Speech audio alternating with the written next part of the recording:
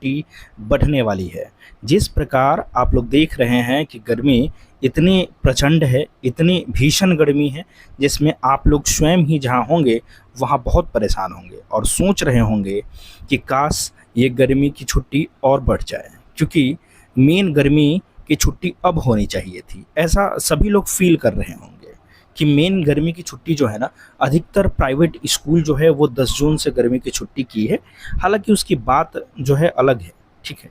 लेकिन सरकारी स्कूल की बात करी जाए तो जिस प्रकार एनवायरनमेंट होता है, गर्मी बहुत ज़्यादा अगर प्रचंड गर्मी होती है, आप देख सकते हैं गर्मी के मौसम में अभी आजकल रात का भी सेल्सियस इतना ज़्यादा बढ़ा रहता है, 38 डिग्री सेल्सियस तक रहता है।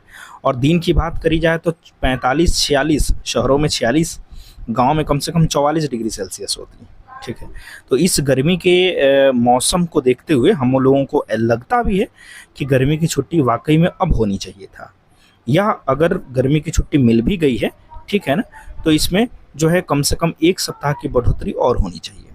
हालांकि एक ये शनिवार, जो हर शनिवार शिक्षा पे बात होती है, एसीएस सिद्धार्थ साहब के पास जो है ना, ये चीज़ जो है वो जा चुकी है, ठीक है, कि गर्मी की छुट्टी जो है कम से कम 7 डेज़ जो है ना बढ़ाया जाए।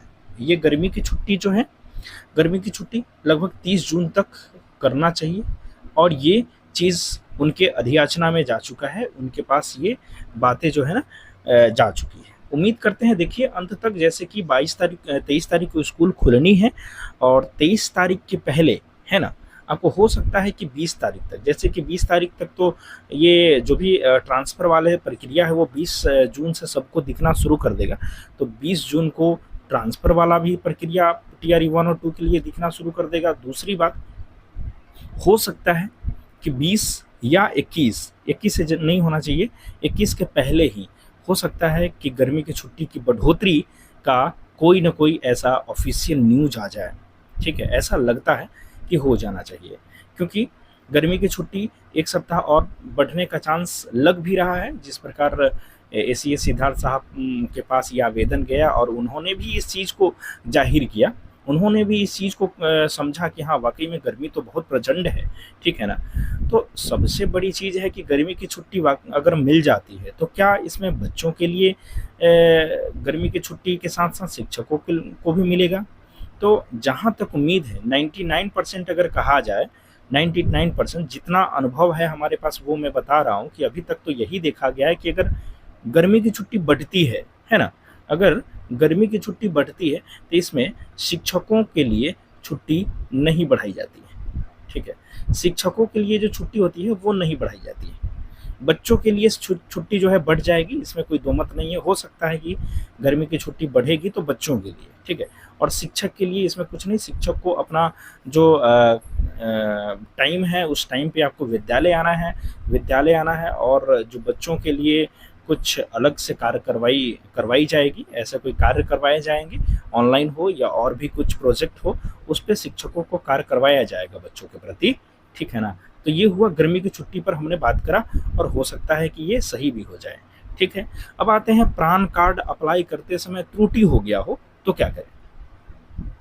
प्राण कार्ड अप्लाई करते समय ऐसा हमारे पास भी अपडेट करें, हमारे पास ये आया ये कमेंट में कि सर पैन कार्ड अप्लाई करते समय पीपीएन नंबर के जगह पे हमने कुछ और डलवा दिया, ठीक है, और डीडीओ नंबर गलत डल गया, फिर क्या करें। देखिए, पैन कार्ड अप्लाई करते समय तो एक एक चीज़ पर ध्यान रखना बहुत ज़रूरी होता है, ठीक है ना, क्योंकि पैन कार्ड जो होता है वो लाइफ में एक ही बार बनता है, चाहे किसी भी डिपार्टमेंट में आपको इधर से उधर जाना हो, सिर्फ ट्रांसफ़र होता है, समझ रहे हैं ना।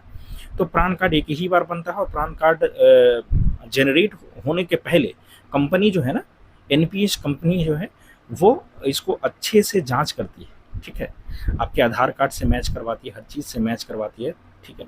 थोड़ा भी अगर इधर उधर डिफरेंस उसको मिलता है तो वो क्या कर देती है, उस चीज़ पर रोक लगा देती है, नहीं रोक देती है, ठीक है, या रिजेक्ट कर देती है। अब बात रही कि अगर पैन कार्ड अप्लाई करते समय त्रुटि हो गया हो, सबसे पहला त्रुटि हम आपको बता देते हैं कि पी पैन, ये मामला चल रहा था पहले से बच्चों में, शिक्षकों में जो है ना, ये थोड़ा सा डाउटेड था कि इसमें क्या डाला जाए, ठीक है। हालाँकि मैंने वीडियो बनाकर बताया भी था कि पी पैन के जगह पर आपको क्या करना है कि जो बीपीएससी का जो आपको रोल नंबर दिया गया था, ठीक है ना, वही रोल नंबर आपको इसमें डालना था पी पैन के स्थान पे। तो पी पैन के स्थान पे बहुतों लोग जो है ना टीचर आईडी भी डाल दिए थे, ठीक है, टीचर आईडी। तो इस वजह से भी हो सकता है, मैंने कहा, ठीक है ना। और दूसरा जो है डीडीओ नंबर।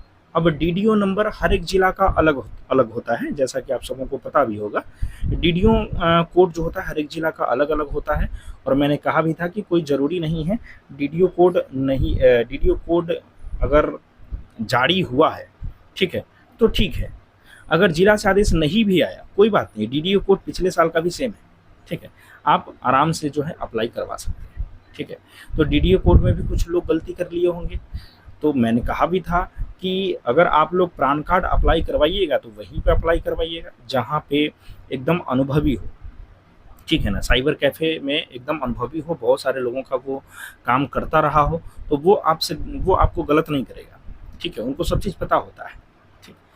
तो ये 24 घंटा में अगर कुछ गलती हो गया हो पैन कार्ड अप्लाई करते समय, तो 24 घंटा में जो है वो रिजेक्ट हो जाता है। आप आसानी से क्या कर सकते हैं, दोबारा अप्लाई कर सकते हैं, ठीक है ना। तो अभी तक के लिए आपके पास यही अपडेट है। जैसे ही कोई अपडेट आता है तो मैं आपको ज़रूर बताऊंगा। इसके पहले मैं आपको थोड़ा सा रिक्वेस्ट करूंगा कि कृपया मेरे चैनल को सब्सक्राइब कर दीजिएगा